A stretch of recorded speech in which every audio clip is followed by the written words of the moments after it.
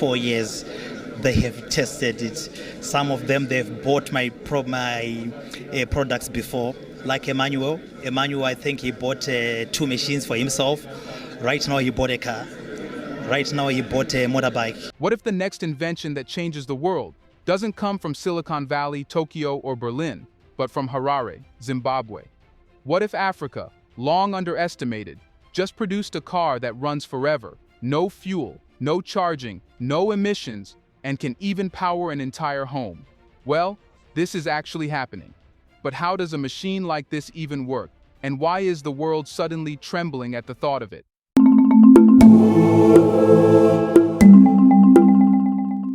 Let's find that out.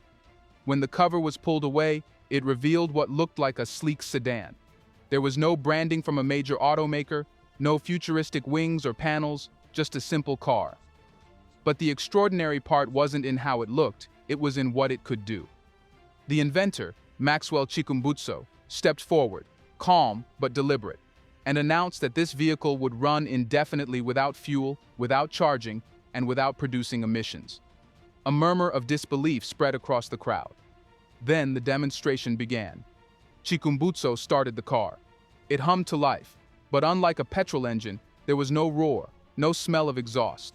He drove it forward, looped around the testing grounds, and kept driving. Minutes turned into hours. While journalists scribbled notes and cameramen filmed furiously, the car showed no sign of slowing, no need for refueling, and no tether to any charging station. Engineers in the audience were baffled.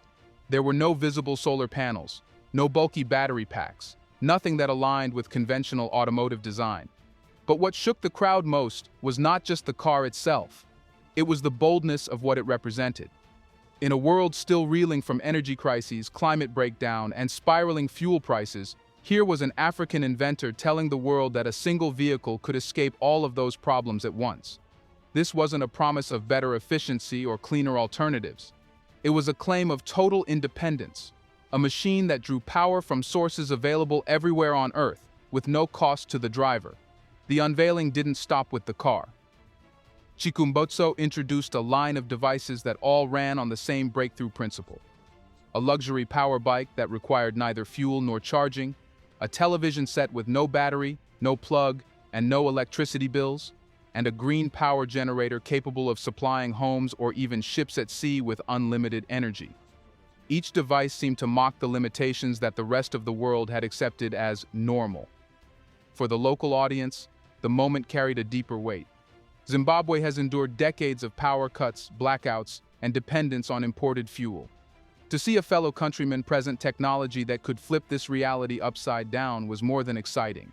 It was personal. It was a glimpse of freedom from a daily struggle. The applause wasn't just for the inventor. It was for the possibility of an Africa that no longer had to beg for oil or pay billions for energy infrastructure. By the time international media outlets picked up the story, the ripple had turned into a wave. Headlines ranged from Zimbabwe unveils world's first free energy vehicle to African inventor threatens global energy order. Reactions varied, some skeptical, others celebratory, but no one could ignore it. If the claims proved true, the consequences would reach every corner of the planet. That day in Harare did more than showcase a car. It planted a flag in the ground, a message to the rest of the world. Africa is not only part of the technological conversation, it can set the terms. Still, beneath the excitement, the question everyone kept asking was the same. What is this micronic energy technology, and how can it really keep a machine running forever? And that is exactly what we need to explore next. When Maxwell Chikumbutso finally revealed the inner workings of his invention, the explanation sounded almost unbelievable. His creation relied on something humanity has lived with for over a century, but has never truly mastered as a large-scale power source. Radio frequencies. Invisible, abundant, and constant. They travel around us every second of every day. They bounce from natural sources, from the sun, from cosmic radiation, and even from human-made transmissions like radio towers. Most people think of them as carriers of information. Chikumbutso found a way to make them carriers of power. The heart of his design is what he calls micronic energy technology, a system that converts radio waves into electricity that is stable, continuous, and scalable. While earlier scientists have experimented with extracting tiny amounts of energy from the air, they only achieved outputs strong enough to power sensors or microchips. Chikumbutso's breakthrough was to push that principle into a new dimension, creating a system capable of generating enough current to power not just household appliances, but heavy vehicles. The system works through a compact network of receivers and converters embedded in the device. These receivers capture frequencies across multiple bands of the electromagnetic spectrum, filter out noise, and channel usable energy into a transformation unit. This unit then converts the frequencies into direct, usable electricity, much like how a solar panel transforms sunlight into power. The difference is striking. While solar depends on daylight and clear skies, micronic energy never fades. Whether under cloud, underground, or in the middle of the ocean, the flow of radio frequencies never stops. Critics argue that such energy should be too dispersed to power machines of any scale. Yet the demonstration vehicle and other devices proved otherwise. Chikumbutso's engineering trick appears to lie in amplification and storage balance. Instead of relying on bulky batteries, his systems amplify ambient energy into usable surges, storing just enough to keep a steady flow. This makes his machines lighter and infinitely more efficient than electric cars, weighed down by lithium packs. The implications are staggering. Imagine a household generator that never runs out, a bike that travels forever, a car that never pulls into a station, or even a ship that sails indefinitely. The question of range anxiety that haunts today's electric vehicles vanishes entirely. Cities could redesign themselves without gas stations or charging networks. Remote villages could access stable power without the expense of connecting to a national grid. Entire nations could skip over the endless debates about fossil fuels versus renewables because energy would no longer be scarce. Even more profound is what this means for the environment. For decades, the push toward renewable energy has battled against entrenched industries. Solar and wind, while powerful, require massive infrastructure.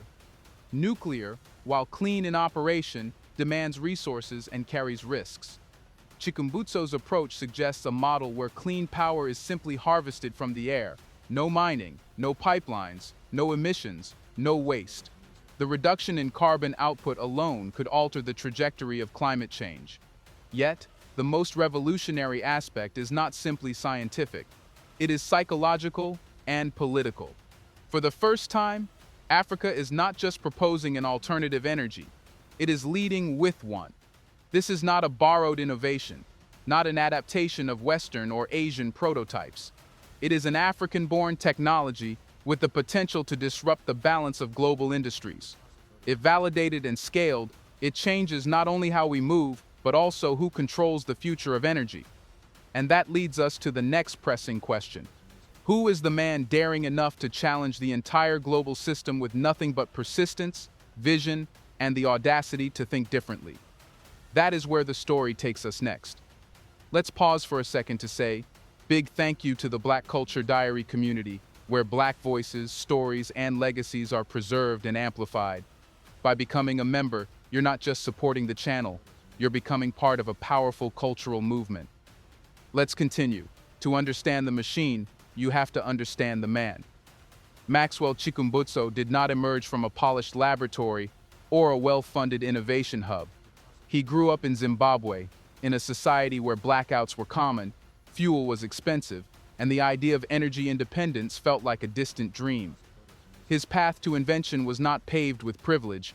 It was carved through persistence, improvisation, and a stubborn refusal to accept limitations. Unlike celebrated inventors in the West, Chikumbutso's journey was marked by rejection and obscurity. He was self-taught, relying not on elite university degrees, but on endless tinkering, trial, and error. For years, he worked in silence, experimenting with prototypes that many considered outlandish.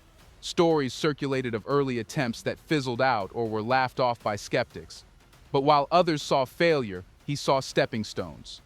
Each setback became proof that something greater lay ahead if he refused to stop. What makes his story remarkable is not only his resilience, but also his perspective. Chikumbutso was not chasing profit alone, he was chasing liberation. In Zimbabwe, power shortages are not a nuisance, they are daily obstacles. Businesses stall, students study by candlelight, and hospitals struggle to run machines. He understood, perhaps more intimately than inventors in wealthy nations, what it meant for millions to live without reliable energy. For him, solving the puzzle of infinite power was never an abstract experiment. It was a necessity rooted in the survival and dignity of his people. Observers often note his humility. Despite unveiling a technology that could upend global industries, Chikumbutso does not present himself as a larger-than-life genius. He speaks instead with the confidence of someone who has spent decades ignored and now finally has the chance to be heard.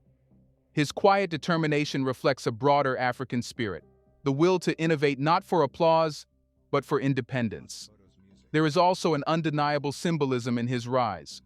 For centuries, Africa's brightest minds were overshadowed, their innovations either stolen, suppressed, or ignored.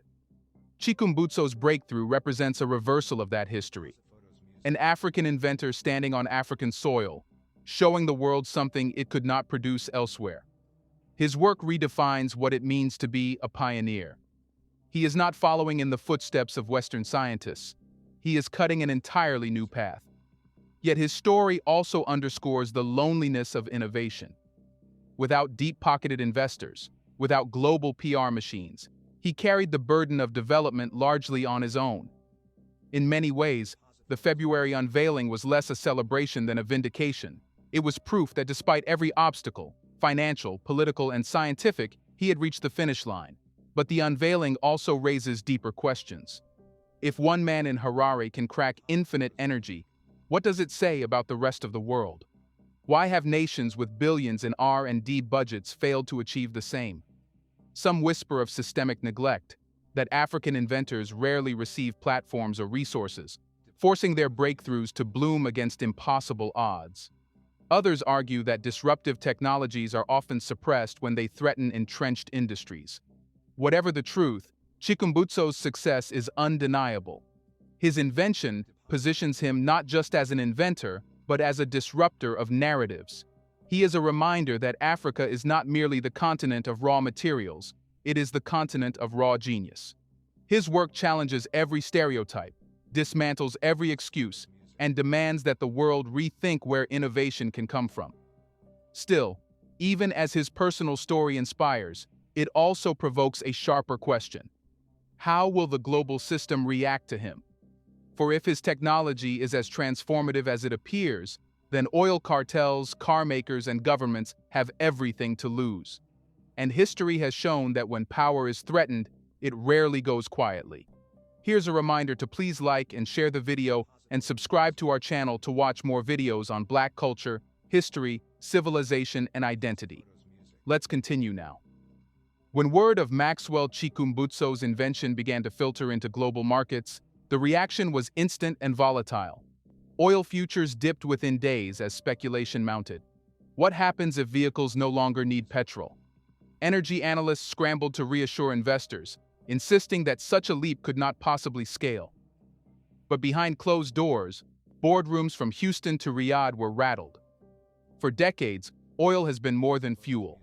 It has been the backbone of global power. Wars have been fought over it, alliances built on it, and entire economies tethered to its trade. Chikumbutso's car threatened to reduce it all to redundancy. The tremors did not stop with oil. Automakers who had spent billions retooling factories for electric vehicles faced an equally existential threat. Companies in Detroit, Tokyo, and Stuttgart had staked their futures on lithium batteries, building supply chains stretching from Chilean salt flats to Chinese processing plants. If Micronic Energy could truly power a vehicle without charging, then their great EV revolution risked being obsolete before it even peaked. A Tesla or Toyota could only go as far as its battery. A Chikumbutso car, in theory, could drive endlessly. That comparison alone unsettled an industry that prided itself on being the cutting edge. Governments, too, began to panic, not only because of the economic implications but because of the geopolitical ones. Energy has always been the lever of control. Nations with oil fields dictated terms to those without. Superpowers imposed sanctions to choke access to fuel. The global order rested on the assumption that energy was scarce and controlled. But what if it no longer was? What if every country, every village, every individual could pull power out of thin air? Suddenly, the great game of pipelines and shipping routes, of OPEC quotas and strategic reserves, looked irrelevant. This fear translated into two simultaneous reactions. Publicly, Western officials and energy experts dismissed Chikumbutso's breakthrough as exaggerated or untested. Privately, intelligence agencies and energy ministries scrambled to acquire more details.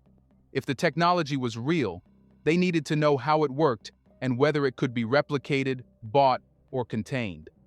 For Africa to hold the keys to infinite energy was an idea that disrupted not just science, but politics.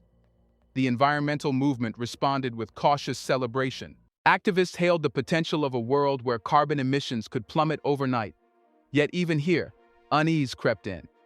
Could such technology be monopolized, weaponized, or suppressed before it reached the masses? History has shown that disruptive inventions often disappear under pressure from industries determined to protect their profits. Would Chikumbutso's creation be any different? The sharpest panic, however, came from financial markets. Trillions of dollars in oil reserves, gas pipelines, and battery factories could become stranded assets if Micronic Energy scaled. Hedge funds began whispering about the African disruption. Analysts speculated that nations rich in oil, such as Saudi Arabia, Russia, and the United States, could see their geopolitical clout evaporate. Others worried about the collapse of entire regions dependent on fuel exports. In this sense, the invention was not just a scientific marvel, but a potential wrecking ball for the global economy. Yet amid the fear, one truth stood out. The rest of the world was reacting to Africa, not the other way around. The continent that had long been sidelined in global innovation was now dictating the conversation. Chikumbutso's invention forced leaders to reckon with a future in which Africa was not merely a participant, but a leader. And that, perhaps, was more frightening to some than the end of oil itself. Still, one question lingers above all others. If the world is shaken, what does this mean for Africa itself? Can the continent seize this moment and redefine its role on the global stage? Or will outside powers try to suppress and control the breakthrough? That is the question we turn to next. For centuries, Africa was trapped in cycles of extraction. Its gold, diamonds, oil, and cobalt siphoned away to fuel foreign economies. But with Micronic Energy technology, the rules are reversed. The resource is no longer buried underground, waiting for someone else to dig it up. It is in the air, accessible to all, and pioneered on African soil. This matters because energy has always been Africa's Achilles heel. More than 600 million Africans live without reliable electricity. In rural villages, nights are still lit by kerosene lamps. In cities, blackouts remain routine. Industrial growth is constantly undermined by the limits of the grid. Now imagine if homes could run on off-grid generators that pull power straight from radio frequencies. Imagine schools, hospitals, and businesses never worrying about outages again. The leap would not just be technological, it would be civilizational. Africa could close centuries of energy deficit in a single decade. But leadership is not only about solving local problems, it's about shaping global narratives. For too long, Africa has been cast as the recipient of aid, technology, and charity. Chikumbutso's invention flips that script. Suddenly, the West is watching Africa with anxious eyes, not because of what it needs, but because of what it has. For the first time, Africa is not asking to join the table, it is setting the menu. This shift in perception is itself revolutionary. The timing couldn't be more significant. Across the continent, 2025 has already been marked by bold innovations. Kenyan labs producing AI-powered prosthetics that give amputees lifelike control. Congolese researchers generating electricity from plants. South African scientists running clinical trials that redefine healthcare. Taken together, these breakthroughs tell a larger story. Africa is not waiting for permission. It is building, experimenting, and leading. Chikumbutso's car may be the most dramatic symbol, but it is part of a much bigger current pulling the continent forward. Of course, leadership also comes with threats. History warns us that when Africa rises, external powers move quickly to contain it. Colonialism was never just about land, it was about control of resources. Today, the danger is subtler, but no less real. Will energy giants attempt to buy and bury the technology? Will governments facing economic collapse push back with political pressure, sanctions, or even sabotage? These are not paranoid questions. They are the lessons of history. The real challenge for Africa is not simply having the technology, but protecting it, scaling it, and ensuring it benefits Africans first. This moment, therefore, calls for continental unity. If one inventor in Harare can produce such a disruption, imagine what coordinated African innovation could achieve. Regional blocs like the African Union and ECOWAS must see inventions like this not as isolated wonders, but as strategic assets. Just as Europe guards its industries and the US shields its tech giants, Africa must defend its own breakthroughs from predatory interests.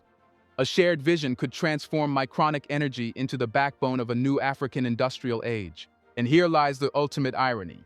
For centuries, outsiders told Africa it was behind, that it needed to catch up. Now, with one invention, Africa may have surged ahead, leaving others scrambling to keep pace. The question is no longer whether Africa can lead. It is whether Africa will seize the opportunity before others try to take it away. Because if the continent stands firm, if it nurtures its inventors and scales its technologies, then the story of Maxwell Chikumbutso's car will not just be about one man or one machine. It will be remembered as the moment Africa claimed its future, not as a follower, but as the driver of the world's next great transformation. Do you think Africa can protect this invention from being suppressed by global powers? Let us know in the comment section. If energy becomes free and infinite, who loses the most? Oil giants, automakers, or governments? Do you want to watch more videos like this one? If so, subscribe to our channel and press the bell icon next to it. We have decided to bring videos on something nobody talks about: the Black culture, civilization, history, and evidence about how glorious Blacks have been. Thanks for watching, and until the next video, stay tuned.